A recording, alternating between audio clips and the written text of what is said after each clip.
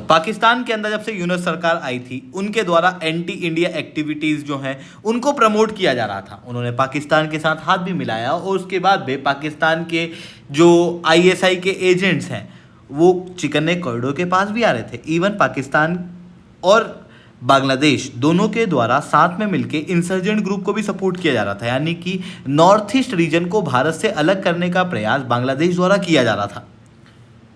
पर अब पासा पलटता हुआ दिखाई दे रहा है। भारत नॉर्थ ईस्ट को प्रोटेक्ट करने के लिए बांग्लादेश को तोड़ सकता है और उसके जरिए नॉर्थ ईस्ट को न केवल प्रोटेक्शन मिलेगी बल्कि नॉर्थ ईस्ट को सी रूट का एक्सेस भी मिल जाएगा।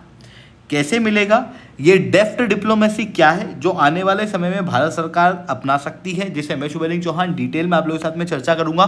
बट उसके पहले आप लोग मेरे साथ में SRC10 टेलीग्राम ग्रुप के ऊपर जुड़ सकते हो। मेरे क्लास की अपडेट PPT PDF सब कुछ आपको यहाँ मिल जाएगी। UPSC CSE की तैयारी करना है, इंडिया के टॉप एजुकेटर से ऑफलाइन क्लास के अंदर पढ़ना है, आप लोगों के पास में अच्छा मौका है। अनअकैडमी अब केवल ऑनलाइन ही रहा है, अनअकैडमी ऑफलाइन भी आ चुका है, हमारे सेंटर्स ऑलरेडी खोले जा चुके हैं। अगर आप जुड़ना चाहते हो तो इस नंबर पर डायरेक्ट कॉन्टैक्ट कर सकते हो।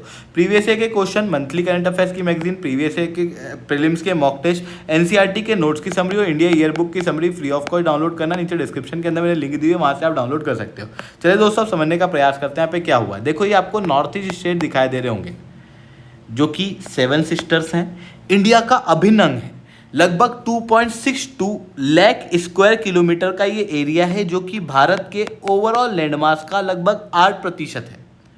और ये सिलीगुड़ी कॉरिडोर, जिसे हम चिकन नेक कॉरिडोर भी कहते हैं, जो लगभग 22 किलोमीटर का एक कॉरिडोर है। ये कॉरिडोर के जरिए नॉर्थ ईस्ट मेनलैंड इंडिया से जुड़ा रहता है और इसी कॉरिडोर के जरिए हम फूड, मेडिसिन, मशीनरी, कंस्ट्रक्शन के मटेरियल ये सब नॉर्थ ईस्ट के अंदर भेजते हैं। आप सब जानते हो नॉर्थ ईस्ट के अंदर ट्राइबल आबादी ज़्यादा है, जंगल ज़्यादा है, ऐसी कंडीशन में डेवलपमेंट थोड़ा कम है। इसी वजह से नॉर्थ ईस्ट के अंदर प्रोडक्शन कम होता है। इंडिया के अंदर बाकी स्टेट्स के अंदर प्रोडक्शन ज़्यादा है, तो बाकी स्टेट से सामान नॉर्थ ईस्ट में जाता है। नॉर्थ ईस्ट कुछ जो प्रोड्यूस करती है उसे एक्सपोर्ट करने के लिए भी इस दिशा के अंदर सामान लाके ही एक्सपोर्ट किया जाता है, क्योंकि नॉर्थ ईस्ट के पास में समुद्र का एक्सेस नहीं है डायरेक्ट। ऐसी कंडीशन में नॉर्थ ईस्ट से वेस्ट बंगाल यानी कि कोलकाता तक कोई सामान लाना है तो वो लगभग 1549 किलोमीटर तक का डिस्टेंस ट्रेवल करता है। अगर हम त्रिपुरा की कैपिटल अगरतला से चलें और कोलकाता की तरफ आएँ तो वहीं अगर आप यहाँ पर ध्यान से देख सकते होगे तो त्रिपुरा से हम डायरेक्ट बंगाल से होते हुए भी कोलकाता आ सकते हैं और यहाँ से डिस्टेंस काफ़ी कम हो जाता है, लगभग 549 किलोमीटर के आसपास का ही ये देखने को मिलता है। पर अब आप समझ पा रहे होंगे कि यार भाई सिलीगुड़ी कॉरिडोर जो है वो बहुत ज़्यादा इंपॉर्टेंट है भारत के नॉर्थ ईस्ट के लिए, और जितना ये भारत का के लिए इम्पॉर्टेंट है उतनी ही ज़्यादा नज़र भारत के दुश्मनों की इस चिकन नेक कॉरिडोर के ऊपर लगी रहती है। आप क्लियरली यहाँ पर देख सकते हो चिकन नेक कॉरिडोर के आसपास जो बांग्लादेश है उसके द्वारा अपने लोगों को भेज के वहाँ की डेमोग्राफी चेंज की जा चुकी है। इस्लामिस्ट पॉपुलेशन, खास रूप से बांग्लादेश से आए इस्लामिस्ट पॉपुलेशन जो है वो इस रीजन के अंदर बढ़ती हुई दिखाई दे रही है। दूसरी तरफ चिकन नेक कॉरिडोर के ऊपर बांग्लादेश, पाकिस्तान और चाइना बाहर से हाथ मिला चुके हैं। मतलब अंदर से तो ये अटैक कर ही रहे हैं, बाहर से भी ये लोग हाथ मिला चुके हैं। चाइना आए दिन यहाँ पर कुछ ना कुछ करता रहता है, डोकलाम वगैरह का इशू आपको याद होगा ही सही।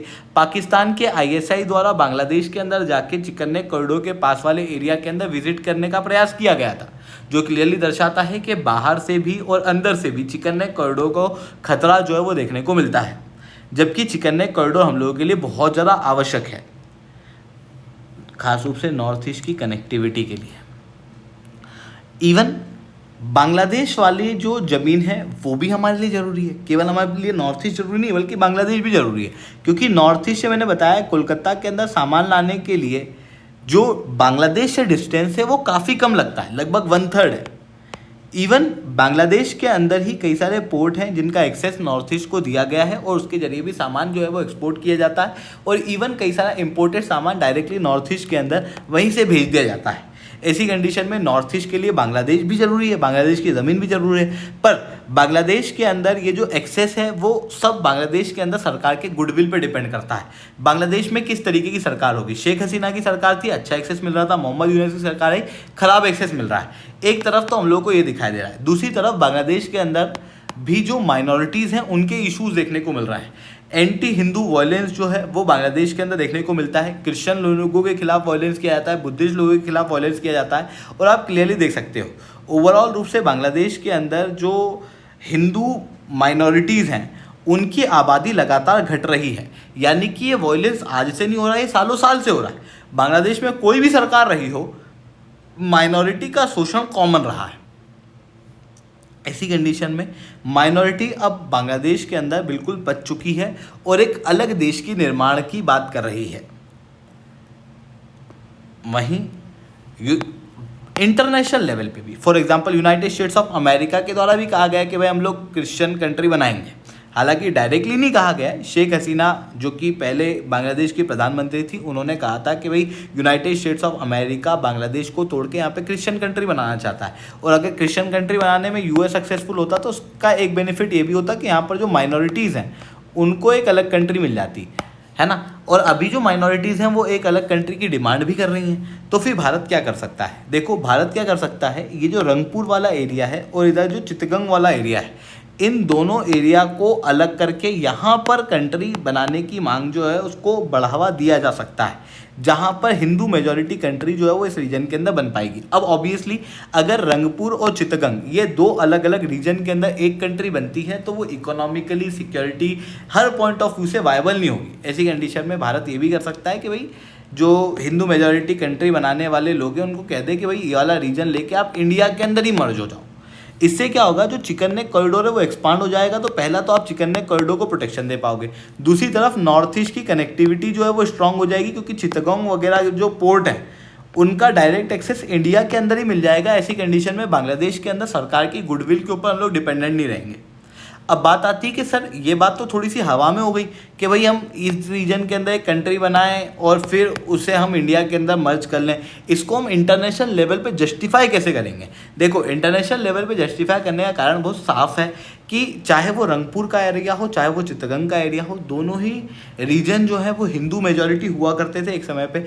बट धीरे धीरे करके यहाँ पर कन्वर्जन बढ़ा, हिंदू माइनॉरिटीज़ के ऊपर वायलेंस किया गया, इस वजह से यहाँ पर हिंदू माइनॉरिटीज़ जो में चले गए हैं आज के समय पे। पर अब लोग जो है वो एक अलग कंट्री की डिमांड जो है वो कर रहे हैं, और क्योंकि ये कर रहे हैं तो उसको हम सपोर्ट कर रहे हैं। इंडिया ये कहे इंटरनेशनल लेवल पे, अब ये कैसे कहे, इसके लिए पूरा एक नरेटिव क्रिएट करना पड़ेगा, जहाँ पर इंटरनेशनल ऑर्गेनाइजेशन के जरिए, फ्रेंडली पार्टनर के जरिए बार बार बांग्लादेश को क्रिटिसाइज़ किया जाए। एक कैंपेन बांग्लादेश के खिलाफ चलाया जाए कि भाई बांग्लादेश जो है वो अपनी माइनॉरिटीज़ का ध्यान नहीं रख रहा और माइनॉरिटीज़ के अधिकारों का पूरी तरीके से हनन जो है वहाँ पर किया जा रहा है। दूसरी तरफ इंडिया जो है वो माइनॉरिटीज़ को एम्पावर कर सकती है कि भाई आप करो प्रोटेस्ट, आपको जो रिसोर्स लगेंगे वो हम देंगे। तीसरी तरफ फिर अगर ज़रूरत पड़ती है तो स्विफ्ट मिलिट्री एक्शन लेके इस रीजन को इंडिया के अंदर मिलाया जा सकता है, जो भारत के नॉर्थ ईस्ट के डेवलपमेंट पॉइंट ऑफ व्यू से बहुत ज़्यादा इंपॉर्टेंट होगा। इसी चीज़ को डेफ्ट डिप्लोमेसी भी रिसेंटली आए आर्टिकल के अंदर बताया गया है। आई होप ये सारी बातें आपको समझ में आई होंगी। लेक्चर अच्छा लगा तो लाइक करना, लेक्चर बहुत अच्छा लगा नीचे 7 से 10 कमेंट करना। यूपीएससी सीएससी की तैयारी करना है, इंडिया के टॉप एजुकेटर से ऑफलाइन क्लास के अंदर पढ़ना है तो आप लोगों के पास में अच्छा मौका है। ये कॉन्टैक्ट नंबर है, इस पर आप कॉन्टैक्ट कर सकते हो। इसके अलावा प्रीवियस ईयर के क्वेश्चन, प्रीलिम्स के मॉक टेस्ट, एनसीईआरटी के नोट्स की समरी, मंथली करंट अफेयर्स की magazine free of cost download करना नीचे डिस्क्रिप्शन के अंदर मैंने लिंक दी है, वहाँ से आप डाउनलोड कर सकते हो। ठीक है दोस्तों, आज के लिए that's all for my side. जय हिंद।